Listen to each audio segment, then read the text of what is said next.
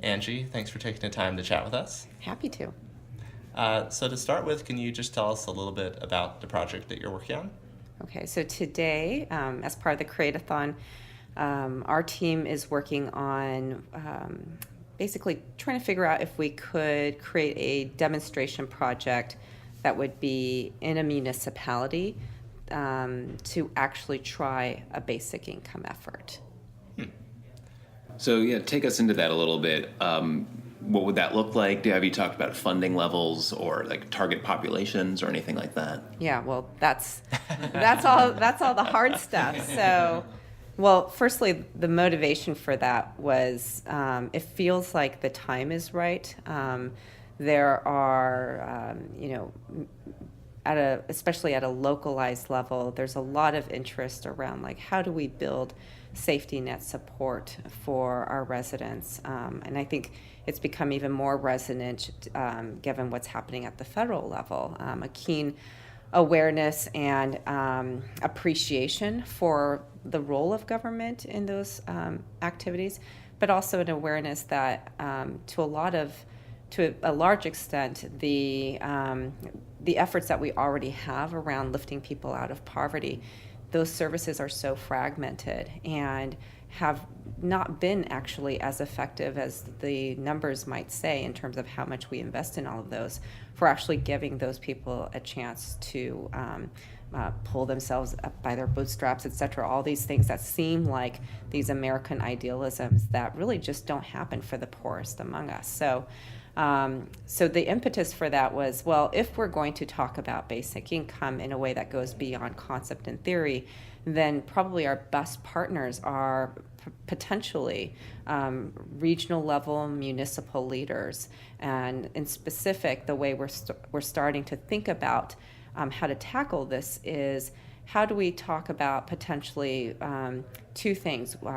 Are there particular agencies within local government that seem best suited to the basic income concept? And then secondly, which agencies in particular might have enlightened leadership who are already somehow in this discourse and or maybe coming to this solution through other channels. So for instance, an example was raised today around City of Portland's very nascent efforts around trying to address a growing homelessness crisis, where the idea that they have put forward is that they would incentivize homeowners with land property, to be able to build a mother-in-law unit that would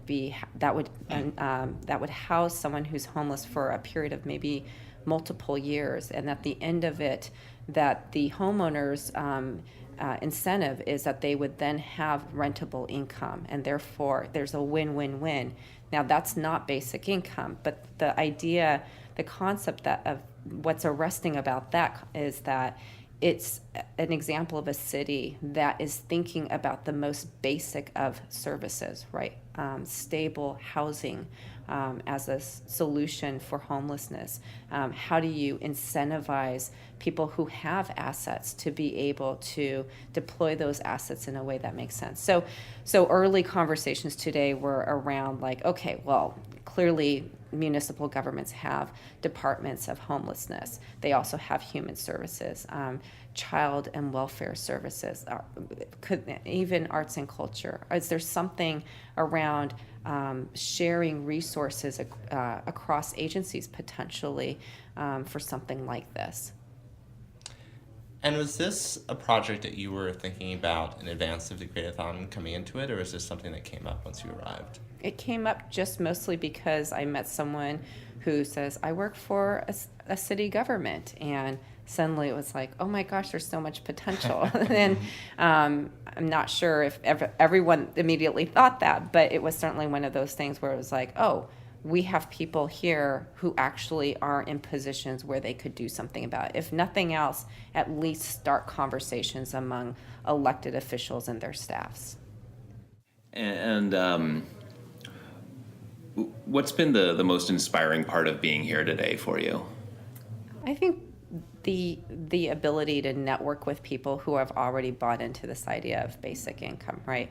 I mean, things like these kinds of activities do multiple things around issue areas. So it's not only engendering creativity and potentially brainstorming real solutions to moving the needle, but I also look at these activities as like building human resources and networks as an asset that needs to happen around any kind of social change endeavor.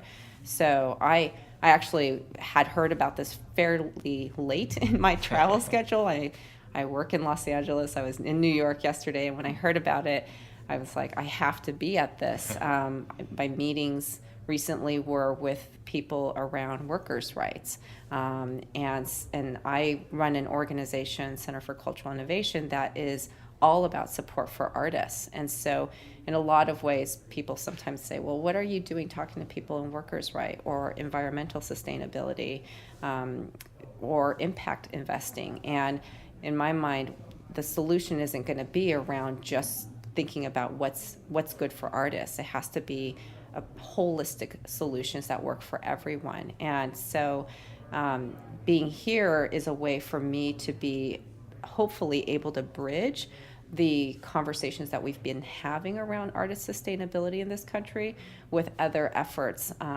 from, clearly people here today are from economic development, people are programmers, people work for municipal government. And I think that's exactly the nexus of the types of people we need to come up with new social solutions. That's great. And final question, how would your life, either now or in the past, be different if you had an extra $1,000 a month, unconditional on anything? Well, I'm not sure. I don't have something immediate because I actually think about basic income as insurance.